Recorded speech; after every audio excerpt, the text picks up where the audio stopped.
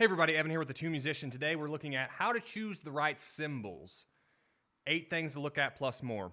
Stay tuned.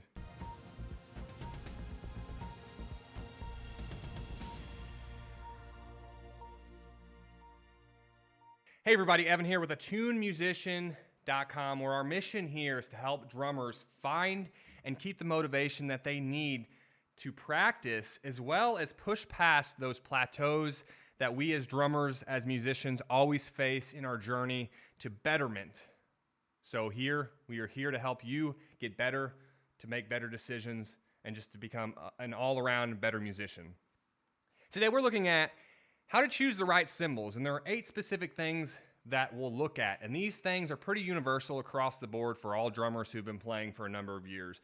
I myself have been playing for 22 years. Oh, we're proud of you. Way to go, Bucko. These are definitely things that I look at when I'm choosing my cymbals and I think about. And as in every video I say, this all depends. There is no one size fits all for any of this, so it can vary. Let's just go ahead and dive into it. These 8 things that will help you determine how to choose the right cymbals. That's for my homies. So we're looking at a few factors in determining how to choose cymbals. The first thing that we should really look at are sound characteristics. A broader view, we want to consider the tone, sustain, as well as the volume of the cymbals that you'll be picking. Do you want really loud cymbals or quieter cymbals? So there are things that we can look at, such as dark and bright cymbals, which I'll link up here to a video I did comparing dark and bright cymbals. So if you want a comparison there to determine, but then there are also other things like warmth of the cymbals, the dryness, which dryness is just how, is the decay going to be a lot quicker, and the sustain, get out of the way quicker. So those are things that you should look at. Once again, check out that video. It goes over dark versus bright cymbals. With that being said, number 2, cymbal types. This is something that I feel like a lot of drummers can overthink on. There are standard cymbal packs that include hi-hats, a ride cymbal, and then a crash or 2. And obviously, the more cymbals you get, the more the cymbal packs are going to be. There are beginner, intermediate, and advanced cymbal packs, I guess you could say, in terms of price, really. We have our B8 cymbals, which are really good for beginners. Brass cymbals, I kind of try to steer away from those unless you are just starting out drums and you're not sure if you want to keep playing drums. Brass cymbals would be perfect for you, but if you are all in and you want to play drums, I would recommend starting out at least with B8 cymbals. So we have bronze, and that's just 92% copper, 8% tin. B8 bronze, that's what the term is. And then we have B10 bronze, B12, B20. For the most part, those are all of them. So we have the beginner cymbal packs, B8, Zildjian has a line. I don't remember it, but it'll be in the video. We have Sabian, which is what, B8X or whatever they have, B8 Pro, I forget. They've changed it. And then we have Paiste. They've got a number of, they have a PST8 by Paiste is one of those. So these cymbal packs, will range up to $500, $600, $700 at the time of this video. And then we have B10, B12, which a lot of professionals play with those, but for the sake of this video, you can consider that intermediate. And then we have advanced, which are the professional cymbals, B20 cast, and those are 80% copper, 20% tin. And so we also have the sheet level of those, which those are still, could be considered professional cymbals, but they are thinner than cast B20. So with that, cymbal types, I went over hi-hats, rides, crashes. We have various other cymbals, such as effects cymbals. We have these, bell. We have a splash that's cracking. It's doomed. The crack's getting really big on that. And then we have China cymbals. And then other effects cymbals. Determine how you're going to use these cymbals. Do you need all these effects cymbals? Are you going to be doing a lot of effects within songs where you'll be playing drums, or maybe you want a lot of crashes? So it may be good to look at those cymbal lines. We have the B8, which I said $500, $600, $700, and then up from there, it's pretty much $800 plus $1,000. You can find pretty good deals on B20. I think I got these for like $1,200. It included these 15-inch Legacy HHX hi-hats, this 19-inch crash, and this 22-inch ride. And then from there, cymbals get ridiculously expensive. So really determine your budget. Actually, that's one of the things that we go over. So we'll come back to that. Number 3 is the size and the weight of your cymbals. So you want to look at different sizes and weights because it's going to affect the sound and projection. So larger, heavier cymbals are going to generally produce louder and more sustained sound. So determine, do you really want large cymbals? Most of the time, the ride is going to be at least 20 inches. As I said, this one's 22. So it is larger. It has a bigger projection, but it's not as thick as it could be. And this is a darker sounding cymbal with a faster decay and a nice bell. Sometimes even you may be like, well, I don't want to have really large cymbals because it's going to protrude into my rack tom or my floor tom or snare or whatever it is. So standard sizes would be 14-inch hi-hats, a 16-inch crash, and a 20-inch ride, and then maybe an 18-inch crash. Look around at the different sizes in comparison to what may fit your specific needs. Number 4 is brand and series, and I kind of already went over the top 3, I guess you could say, big cymbal manufacturers, Sabian, Zildjian, and Paiste.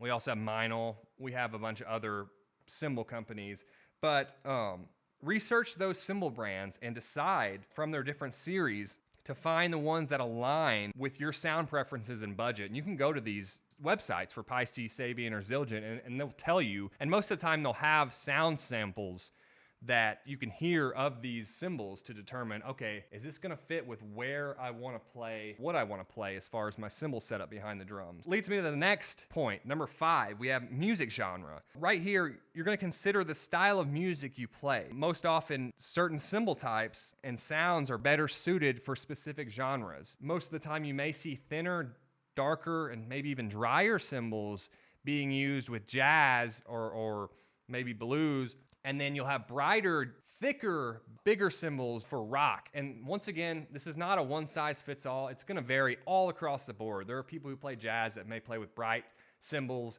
that aren't, that don't have a quick decay.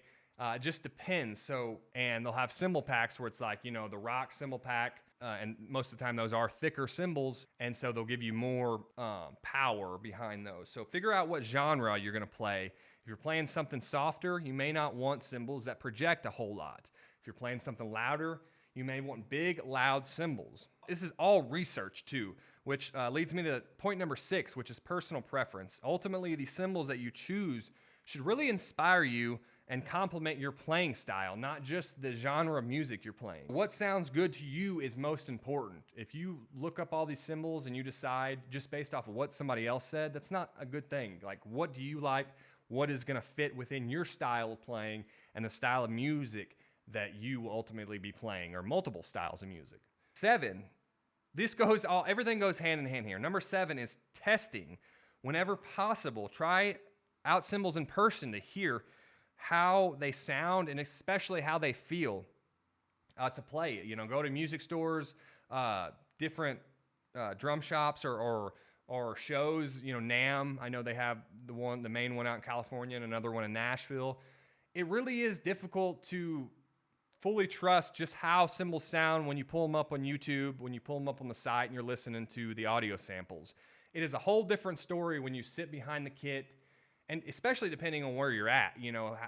Are the cymbals that you play in the environment going to be a lot pingier off the walls than they would be in the environment that you'll end up playing those in? So if you do a ton of research and you know your stuff, you're going to figure out what you like there. And number 8, we kind of went over this as far as different cymbal lines, beginner, intermediate, advanced, going from $500 to $700, and then kind of from there, it's the intermediate, advanced. And this varies. Obviously, some cymbal companies will charge more just because that's the way brands work. You may have brands who just charge way more.